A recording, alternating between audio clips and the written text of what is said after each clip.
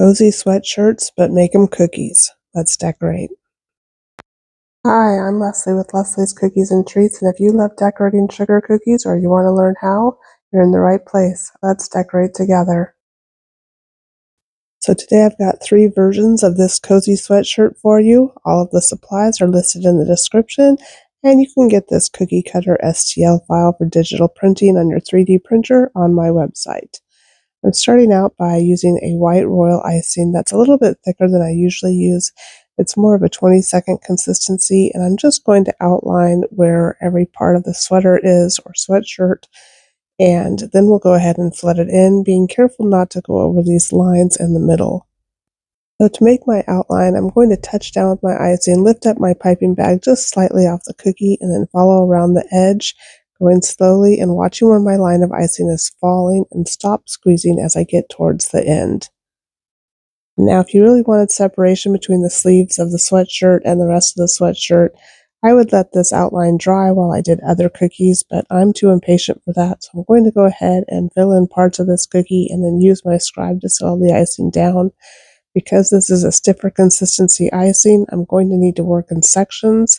I'm going to need to work pretty quickly so I can connect everything before it starts to dry and crust over. So I've flooded in the neck and the sleeve, and then I settled that down using my scribe. I don't need to be too perfect because we are going to go over this again to make it look fuzzy, but go ahead and just use your scribe to settle it all down, make sure it gets down to the cookie. And then in this center part here, we don't want to touch the lines where the sleeves are or even where the neck is with the icing. Instead, we're just going to use our scribe and gently push the icing up against those lines we made separating the sleeves. And this is where I said if you had let the outline dry, you wouldn't have to worry about it all blending together and obscuring your lines. But I want there to be a little crease in between where those sleeves start, but I didn't want there to be a crease all the way up to the neck, so I wanted it to stop at the shoulder. If that makes any sense at all, I'm not sure.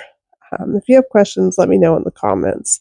Anyway, I'm just going to use my scribe to get that icing all the way out to the edge and just gently push it up against that line where the sleeve was without wiggling it too much so that the line disappears. And then I let it dry completely.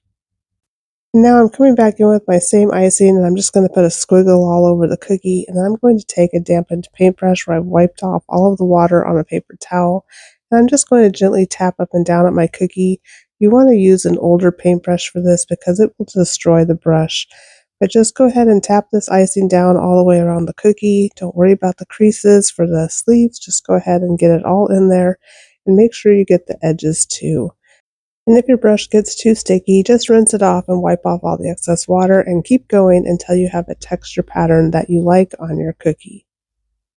And if your icing's really wet, go ahead and set it aside to dry for about 5 minutes, and then you can come back in and pipe a big dot for the pumpkin. This icing's about a 15-second consistency. I'm just going to pipe a big dot in the center here and use my scribe to settle it down. And once everything is smooth, I'm going to set this cookie aside to dry for about 10 to 15 minutes, so we'll move on to the next cookie. And I'm using a stiff consistency icing here, and I cut my piping bag into an angle cut. I'm just going to go back and forth, making a lead with the point of my bag towards the cookie. So I just made up and down little lines going up one side and down the other. So here you'll see that again. I'm just going to kind of go up and down to make the little leaves like a ruffle. And when I get to the top, I'll kind of turn and come back the other way. And here you go one more time. Up and down, little wiggles on my icing bag, and then turn around and come back. And if you need to smooth anything out, just wet your paintbrush, wipe off all the excess water, and push everything into place. And then this fall sweatshirt is done. I think it's so cute. And then we'll go back to our pumpkin sweatshirt and just go ahead and make 2 lines on the outside of our big dot of orange icing, and then kind of shape that into a pumpkin with your scribe. And once you have everything shaped the way you wanted it and nice and smooth, go ahead and add a stem to the top. Just take your brown icing and make a ball, and then you can shape that with your scribe or your toothpick. And then this cookie is done. Let's move on to our last one. I'm using my projector to project the word cozy. I found a font in Canva, and I'm just using that to project on here. If you don't have a projector, you can use a tissue paper method, and I'll leave a link for that in the description. I'm just going to touch down with my piping bag, slightly lift up, and go very slowly. This is real time around the O as I place my icing down. I'm watching where my icing is falling. I'm not watching my piping bag. And if you need to move your cookie over a little bit to make room for all of your letters, go ahead and do that. And I find working from right to left is much easier when using a projector.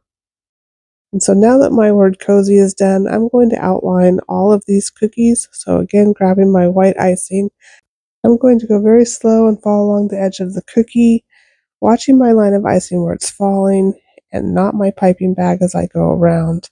I'm just going to outline all of the sections here, and then this cookie will be done. I did the same thing to all of the other cookies, and now our fall sweatshirts or sweaters, whatever you want to call them, are done. I love how these turned out, and I already have ideas for Christmas sweaters and sweaters for every occasion. What would you put on your sweater? Let me know in the comments and maybe I'll make that one next. Thank you so much for watching. See you later.